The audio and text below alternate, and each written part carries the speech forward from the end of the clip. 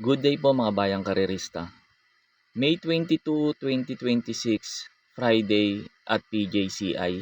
Start time at 5:30 p.m.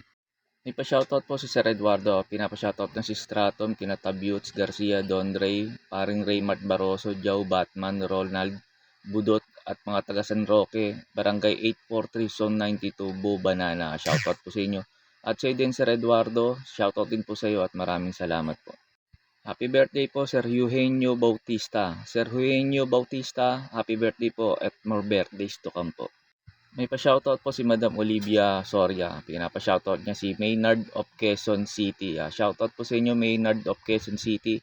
At siya din Madam Olivia Soria. Shoutout din po sa iyo at maraming salamat po. May pa-shoutout po si Sir Crisanto Tagakay. Pinapa-shoutout niya si Ate Seni Lopez. Sir Ate Seni Lopez, shoutout po sa inyo at sa din Sir Crisanto Tagakay. Shoutout po sa inyong dalawa at maraming salamat po. Shoutout po sa inyo Sir Ryan Daklis ng Pulilan, Bulacan. Shoutout po sa inyo Sir at maraming salamat po. May pa-shoutout po Sir Manuel Tandes. Pinapa-shoutout yung pisa niya si Boyet Flores at yung kumpara niyang si Robbie Santos. Sir Robbie Santos at Boyet Flores, Sir Manuel Tandes, shoutout po sa inyong tatlo at maraming salamat po. May pa-shoutout po si Sir Nelson Bargayo Balistoy. Pinapa-shoutout yung 4 Matadores, sila Kaloy Gonzaga, Miguel Dulay, Okasyon, Fernando Miguel at Nelson Balistoy. Shoutout po sa inyo mga sir at maraming salamat po.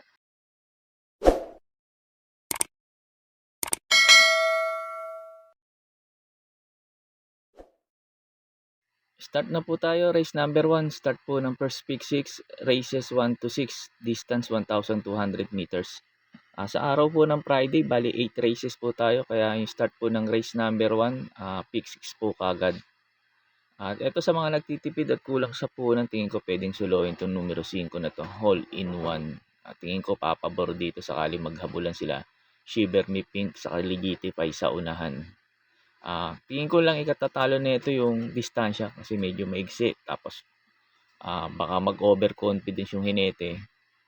Tingin ko yun lang ang ikatatalo nito, numero 5 na to, Hole in 1. Naglagay akong protection numero 3, Legitify. Ito, cambio hinete, J.A. Gusi ngayon. Tingin ko maganda itatakbo nito. At tingin ko rin, siya rin ang mauuna dito. Sa akin, pagkakaano ko, mas mabilis si Legitify dito kaysa kay Shiver Me Pink. Pag ito hindi hinabol ni Shiver Me Pink sa unahan, tingin ko malaki chance makatapos ng karera to. Numero 3 na to, Legitify. Kaya po sa race number 1, pampremera ko po numero 5, Hole in 1. Tapos second choice ko numero 3, Legitify. Sa race number 2 na po tayo, start po ng winner take all. Races 2 to 8, distance 1,200 meters. Pampremera ko dito yung couple entry numero 6, Sultanov, saka 6A Advocacy. Sultanov, tingin ko baba sa laban. May bilis naman to. Saka walang gaano mabilis ngayon dito. Baka iuna na to. Pag nauna to, tingin ko malaki na chance na ito manalo. Numero 6 na to, Sultanov. Tapos yung 6A naman, Advocacy. Dirimating kabayo at disunod to. Tingin ko mag-aabang lang to kay Sultanov. Tapos naglagay akong protection numero 2, Pass Sailing. Maganda lang isalida at makasabay kaagad. Tingin ko pwedeng umapsit sa couple entry itong numero 2 na to, Pass Sailing.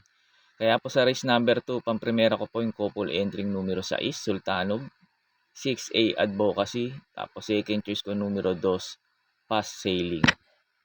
Sa race number 3 na po tayo, start po ng second pick 6, races 3 to 8, distance 1,200 meters. Dito po sa race number 3, pag may mga kursunada po kayo, lalo na't mga dehado, pakidagdag nyo na lang po kasi itong numero 6 na to, Simply Jesse, para po sa akin dito sa race number 3, susuluhin ko na po to. Tingin ko hindi niya naman grupo to. Ewan ko ba't nandito na to si Simply Jesse. Ang grupo nito matataas. Kumpara ngayon dito sa kalaban niya ngayon. Tingin ko naman di naman maninibago to si Simply Jesse dito sa PJC. Kahit first official rin niya sa Friday. Kasi nag-barrier naman dito to. Tingin ko wala namang ganun mabilis. Kasi itong si Simply Jesse mabilis to. At maigsi pa distansya, tingin ko wala nang pauunahin to. At tingin ko malaki chance makatapos ng karera kahit galing sa bakasyon to. Itong numero 6 na to, Simply Jesse. Kaya po sa race number 3, itong numero 6, Simply Jesse, para po sa akin, susuluhin ko na po. Sa race number 4 na po tayo, start po ng pick 5, races 4 to 8, distance 1,200 meters. Dito sa race number 4, marami ako nakikita mabilis na baka pwede maghabulang kagad sa unahan. Si Calagbagan River, Don Damiano, Success of Times, Doña Chichay, Quincy. Ito tingin ko mga mauna rito. Kaya pili ko yung mababa na rin sa laban. Ito pwede rin namang isunod. Numero 7, Doña Chichay. Ito bigyan lang ng importansya na may-ari ito. Tingin ko malaki chance nito manalo. Wag lang ibiyahe kasi ultimo ora nagpabiyahe itong may-ari nito eh. Itong may-ari na itong Doña Chichay. Kasi baba sa laban, tingin ko kahit nandito yung mga mabibilis, pero pag nilaban to, tingin ko lamang po dito to. Numero 7 na to, Doña Chichay. Tapos naglagay ako second choice, numero 1, Calagbangan River. Tingin ko mag-aabang lang tong numero 1 na to, Calagbangan River. Ang ganda ng position niya, nasa numero 1. Tapos naglagay ako pandihadong dirimaten, numero 2, Sunshine June. Tingin ko ito pwedeng rumimate rito. Kaya po sa race number 4, pampremera ko po numero 7, Doña Chichay. Second choice ko numero 1, Calagbangan River. Tapos third choice ko numero 2, Shine June. Sa race 5 na po tayo, start po ng pick 4, races 5 to 8, distance 1,200 meters. Dito sa race number 5, marami rin ako nakikita mabilis dito. Baka maghabol lang itong mga to. Sila Mr. Manilenial, si Super Tatiana, True Blue.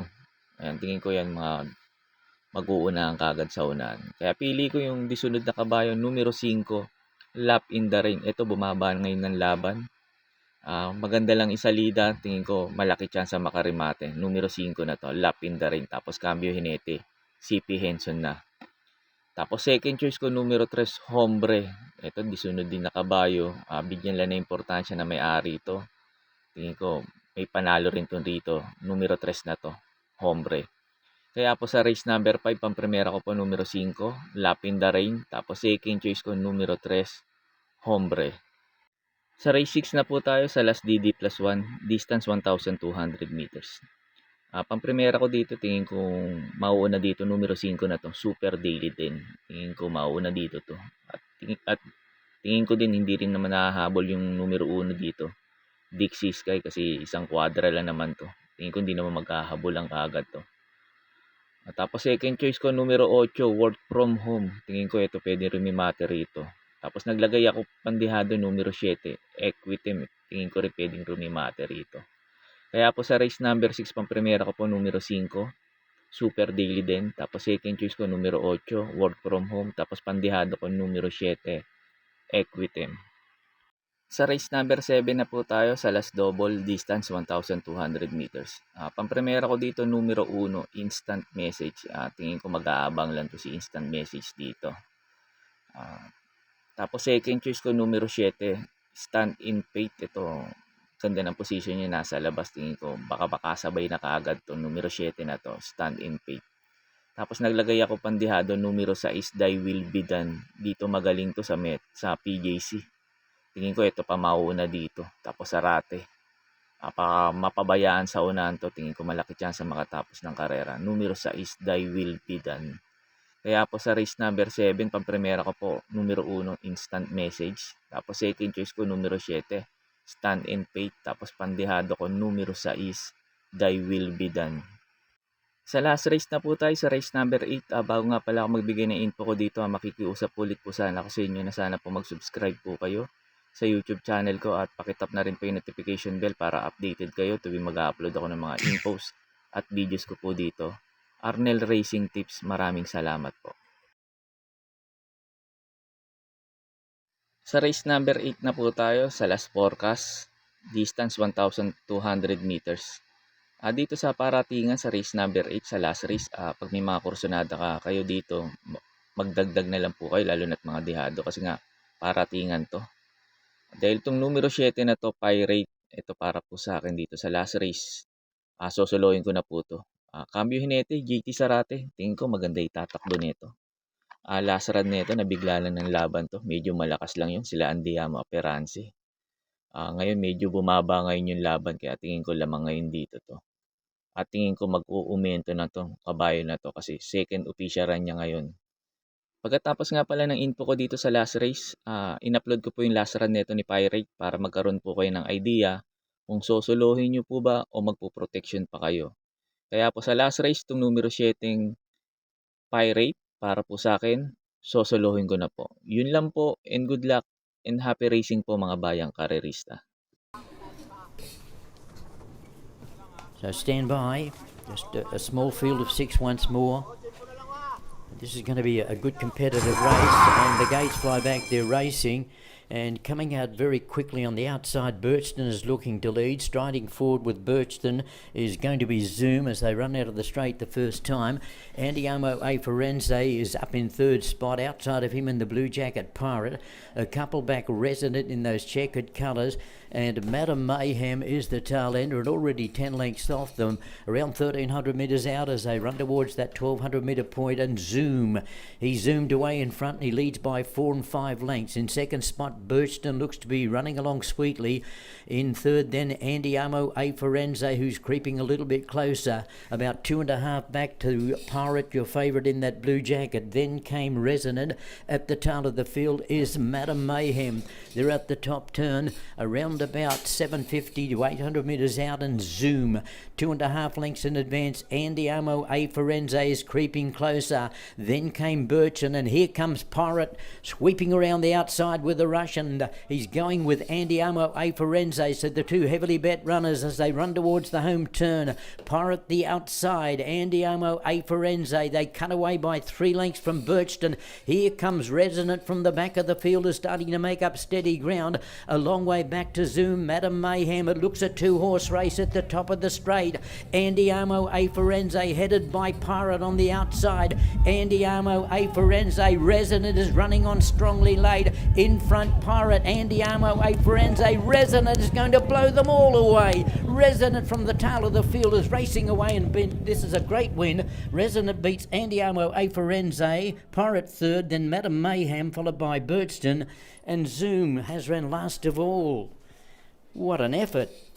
Resident, I